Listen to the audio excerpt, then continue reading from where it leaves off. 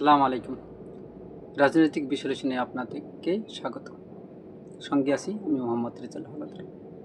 আওয়ামী লীগের কার্যক্রম বন্ধ থাকবে, বাকিরা কাজ করবে, করেছেও, বলছেন মির্জা ফখরুল ইসলাম আলমগীর। সূত্র প্রথম আলো পত্রিকা। আওয়ামী লীগের রাজনৈতিক কার্যক্রমের নিষেধাজ্ঞা প্রসঙ্গে বিএনপির মহাসচিব এবং স্থানীয় সরকার মন্ত্রী মির্জা ফখরুল ইসলাম আলমগীর বলেছেন, আওয়ামী লীগের কার্যক্রম নিষিদ্ধ আছে, বন্ধ থাকবে, বাকি যারা আছে তারা কাজ করবে, করেছে। আসলে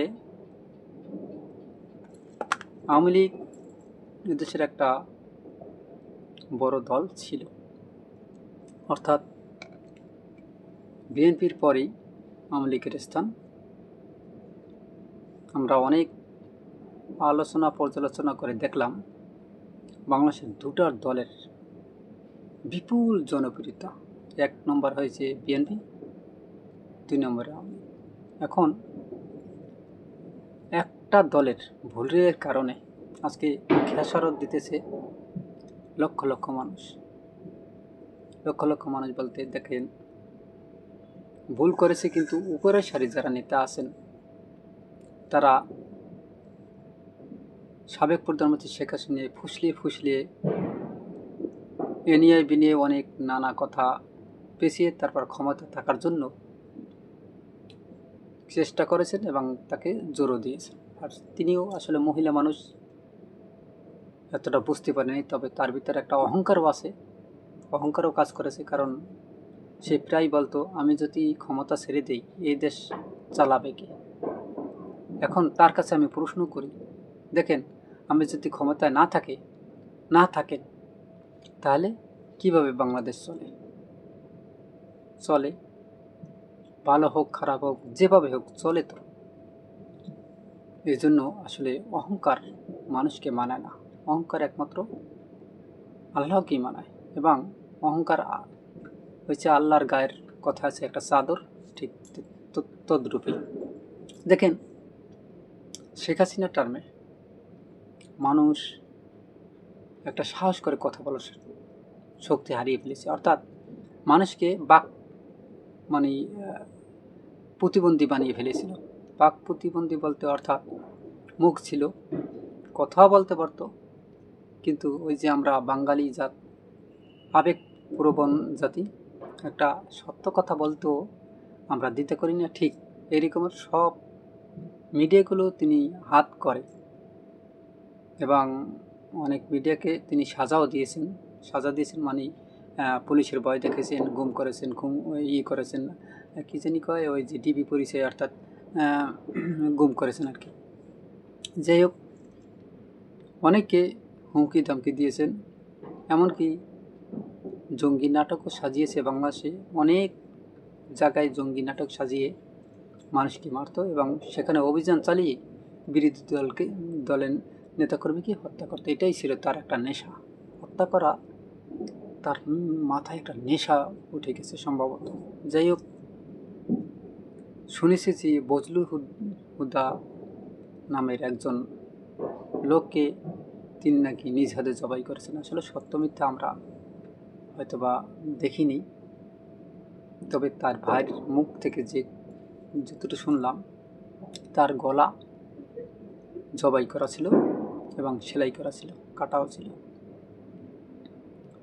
যাই হোক, এটা নিয়ে একটা ইলিয়াস হোসেন ভাই একটা ভিডিও বানিয়েছিল, আপনারা সেটা দেখেছেন। দেখেন, রাজনীতিতে হিংসা বা প্রতিহিংসা করা ঠিক না আমি মনে করি, আমার মতে। কেননা মনে করেন, রাজনীতিতে আপনার ক্ষমতা চিরস্থায়ী না, ক্ষণস্থায়ী। অর্থাৎ দেখা গেছে কিছু কিছু লোক 100 বছর পর্যন্ত ক্ষমতা থাকে, তারপর হঠাৎ করে তিনি নাই হয়ে যায়, উদয় হয়ে যায়, অর্থাৎ ক্ষমতা হারিয়ে ফেলে। অর্থাৎ ক্ষমতা চিরজীবন ধরে রাখার মতো একটা জিনিস না।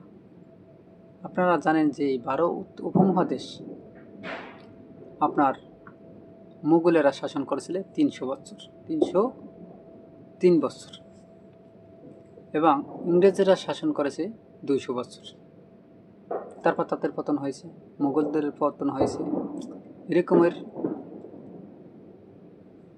অনেক কিছু বিশ্লেষণ করে দেখা গেছে আসলে ক্ষমতা কোনো মানুষই সারা জীবন ধরে রাখতে পারে না, কোনো একদিন না কোনো একদিন মানে ক্ষমতা হারিয়ে ফেলে, যেভাবে হোক, স্বৈরাচারী হয়ে হোক বা যেভাবে মানুষের রোশনালে পড়ুক বা নিজেরা ইচ্ছা করে হোক।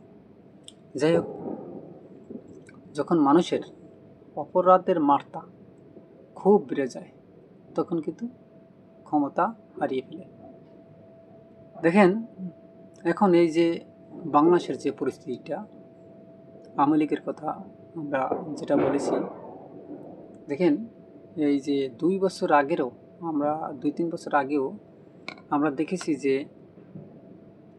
এই যে তারা জামাত নামের একটা সংগঠনকে তারা নিষিদ্ধ করে দিয়েছে, আর আজকে তাদের কার্যক্রমে নিষিদ্ধ। আসলে এটা ভাগ্য না নসিব তা জানি না।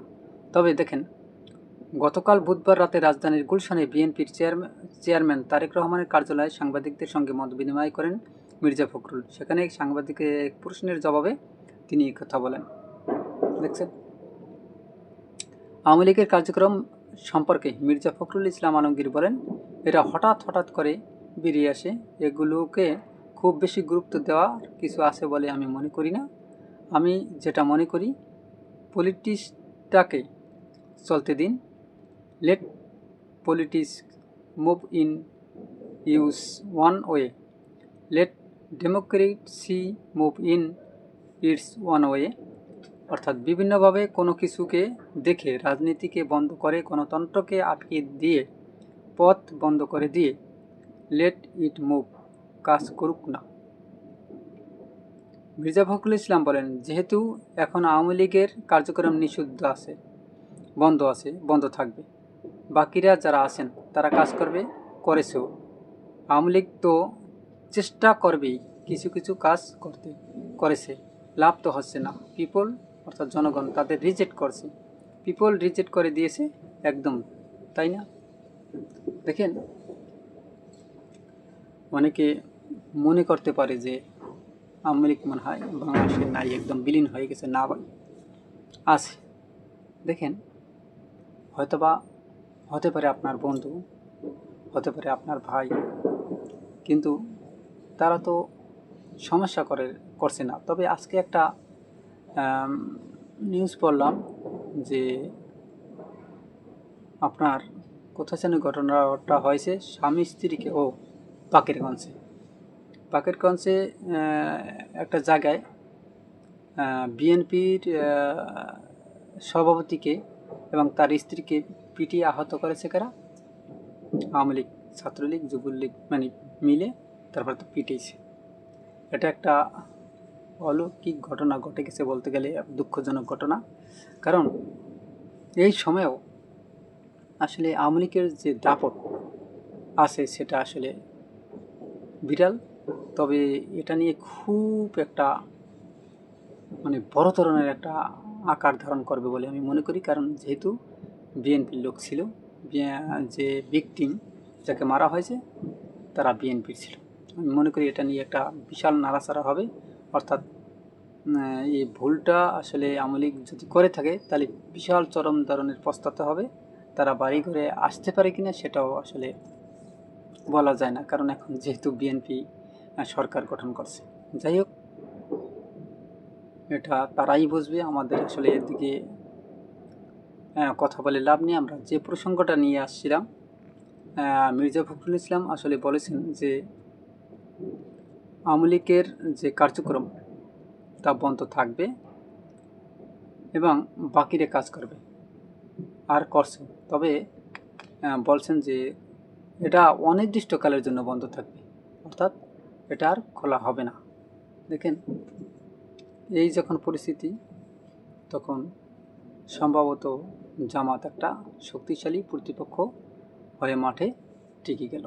সুপ্রিয় দর্শক, আপনারা কি মনে করেন এবং আপনাদের মতামত অবশ্যই কমেন্টে জানান।